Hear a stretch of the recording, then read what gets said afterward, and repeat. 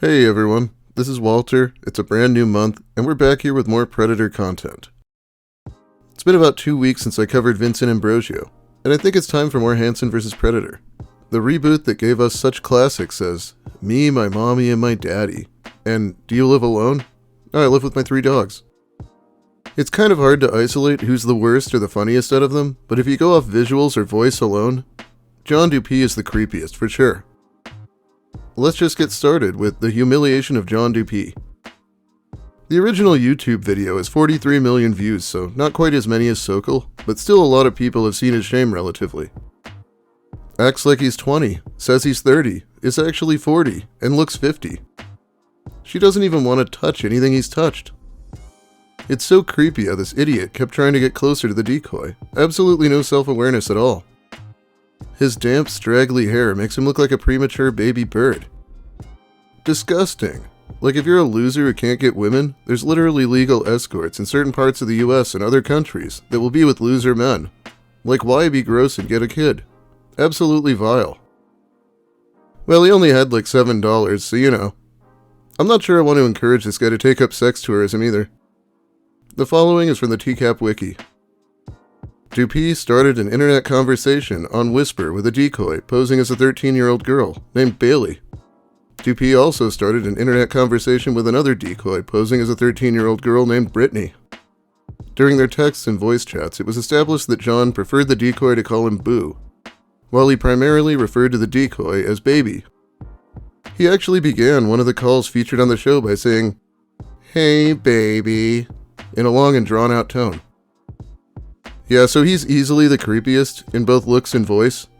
It's a given that when Chris Hansen asks how many times they've done this, they'll say this is the first time, so it's great when Chris can just ask, "Who's Brittany?"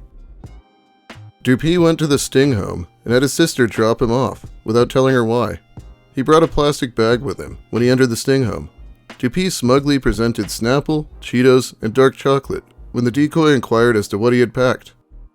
When the decoy asked what he wanted to do, Dupee requested a hug and raised his arms. This made the decoy feel very uncomfortable, causing her to bolt right out of the room. Dupee attempted to pursue her, which led Chris Hansen to emerge and call out, "Hey, Boo." He commanded Dupee to take a seat. According to Dupee, he planned on staying and watch football with the girl. Dupee lied about his age, saying he was 30, and the girl's age, saying she was 14 respectively. John saying he's 30 is on the level of generic white male saying he's 30. I wouldn't even buy that he was 40, probably. I'm 38 and I think he looks old as shit. Also, just imagine your 40-year-old brother asking for a ride somewhere and finding out that he's pulling this shit. I'm 45 and don't even look as old as that guy. This guy is genuinely disgusting. Greasy-looking ass hair. Dude looks like he's wearing a permanent hairnet. Fake crying crocodile tears. This guy looks like a troll that hides under a bridge day and night lurking on children. So who's Brittany? The look on his face. He knew he was toast after saying he never talked to other young girls online. So John said he came over to watch football with a 13-year-old girl. He had no intentions for nothing. Nope. Dupee claimed there were no intentions made by it, and denied having any condoms with him. He insisted that he wanted to hang out and get to know her. When Hansen questioned him about wanting to hold the dummy after they had only recently met, Dupee claimed that he always gave people a hello hug. In spite of having discussed it with the decoy online, he also denied wanting to stay the night with her. When Dupee's phone began to ring, he acknowledged that his cousin had called. Then he acknowledged that his sister had no idea that he was hanging out with a 13-year-old girl. After Hansen asked what his sister would say, Dupee replied that she would probably say, "Don't do anything stupid." Nah man, how many people do you think would actually let this guy give them a hello hug?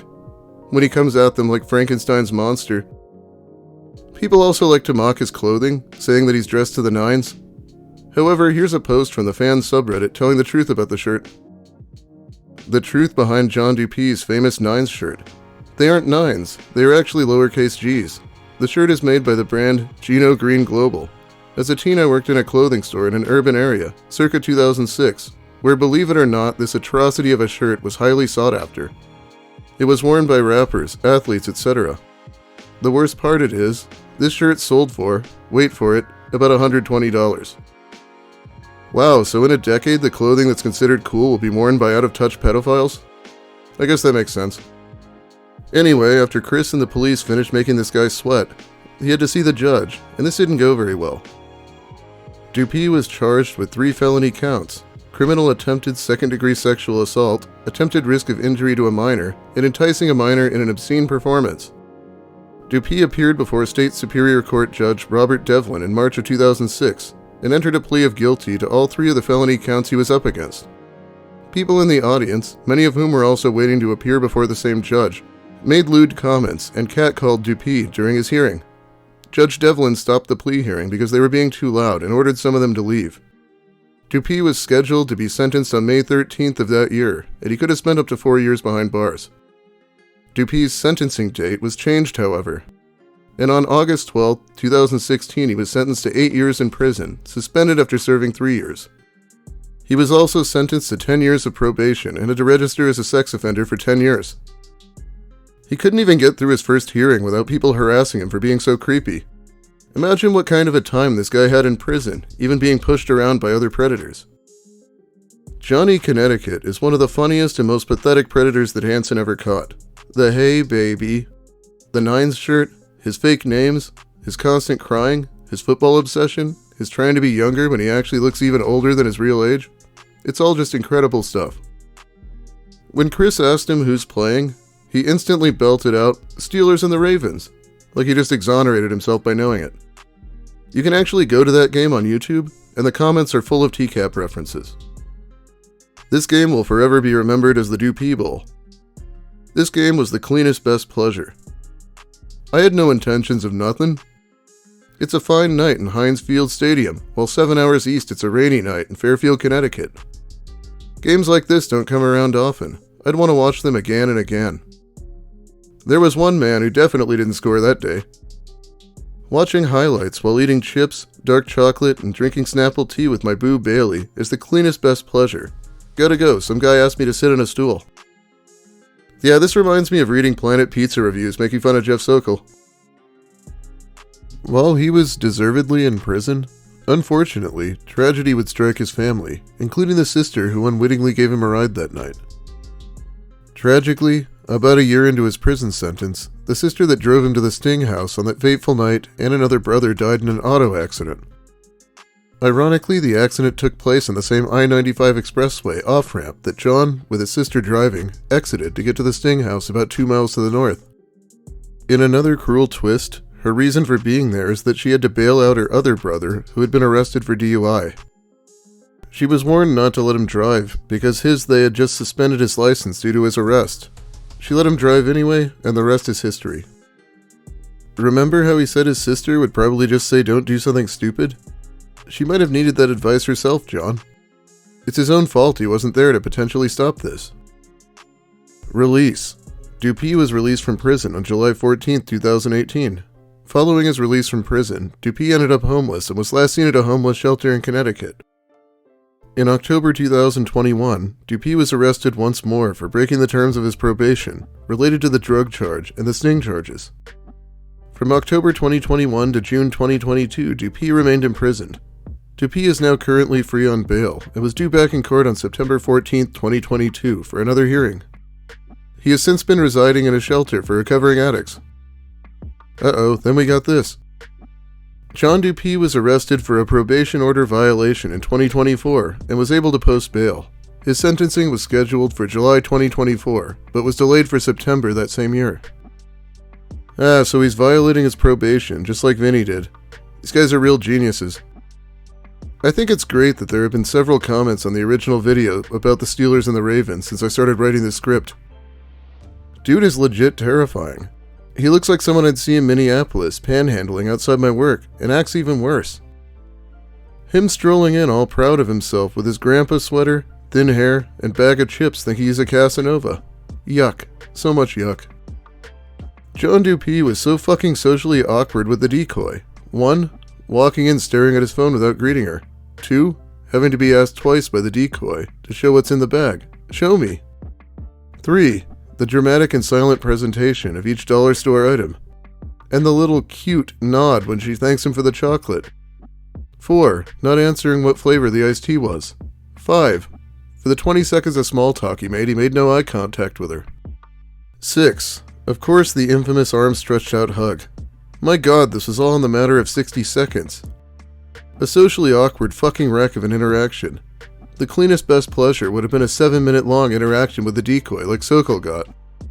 The amount of meme-worthy material would be off the charts. Watch it again and observe how he's doing his best not to show the decoy his meth teeth. That's why he makes that weird face when showing her the pleasance. John Dupee is a great reminder as to why people shouldn't do hard drugs. John Dupee is a great reminder as to why people shouldn't. Also, when he's done showing him, he starts twalking, fwens. He fucking puts his hand over his mouth.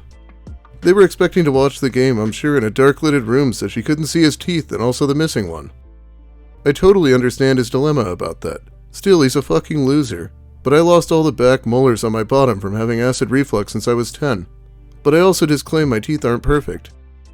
And this guy saying he's 30, showing closed-mouthed pics of him when he probably was 30, fake last name. You know what, fuck this guy. He was looking for a quick bang and leave. That interaction with Nervous Nelly is probably my favorite part of Hansen vs. Predator as a whole. Everything about it was perfect. It even overshadows the interaction with Hansen. I also love the fact that he's the only one that the decoy just bolted from, LMAO. That's quite the accomplishment for a TCAP appearance. I was put in charge of giving my younger sister the safety on the internet talk recently. He was the first one I had her watch. He's so creepy and awkward, and in my opinion, a little rude. He's honestly the perfect example of why kids should be safe online. You could end up with a meth-mouthed, awkward string bean of a pedo in your kitchen. I love how he appears so juvenile and teenager when he walks in. It's exactly how some loser 15-year-old boy would act, glued to his phone and feigning indifference to the girl he wants to sleep with, wearing a baggy gangsta shirt, and this is a 40-year-old man. It's just too good. Comedy gold. So much confidence while he's texting, but then he can't even make eye contact with a child when he's in the same room. Acting like he absolutely has to finish his text message before he can acknowledge her. He's the biggest loser I've ever seen. I like when he gets rejected for the hug, and he looks at his phone again. I guess we'll just finish this with more comments. Feel me inside you, baby. I wonder how Chris was able to read that and not laugh in the guy's face. It was funny how Dupee was doing show and tell with the snacks. He seems so proud to have brought those, lol. That fucking haircut is illegal enough, bro. This is the guy we pictured when our parents told us not to talk to strangers. That creep looks so proud when he takes the snacks out from the bag and shows them to her as if they were the most expensive jewelry in the world. He obviously is someone who has no experience or someone with bad luck when it comes to trying to get a woman his age. That's why he went looking for a young girl who is easy to manipulate. What a creepy guy. This does not look good for you, John. The chat, the appearance, the dark chocolate. Dear Lord, the dark chocolate. Yeah, that seems funny, but obviously Chris meant that he brought the thing the chat decoy asked him for.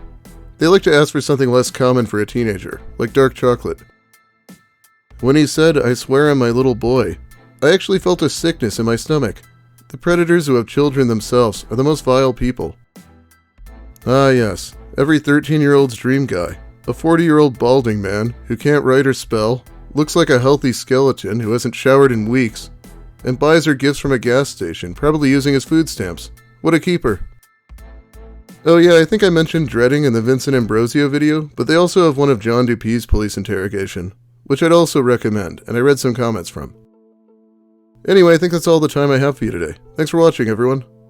If you liked the video, please give it a like. If you have something to say about Johnny Connecticut, registered sex offender, or my content in general, make sure you let me hear it in the comments. I'll be reading them while the video's new. If you're new here, consider subscribing for more Reddit content and also Predators and lolcows. Big thanks also to my generous patrons who support me more directly over on Patreon. I should be shouting them out soon here. I'll be back with more Reddit stories very soon. Have a great day, everyone, and if you go to meet Bailey, bring milk chocolate instead of dark chocolate, I guess.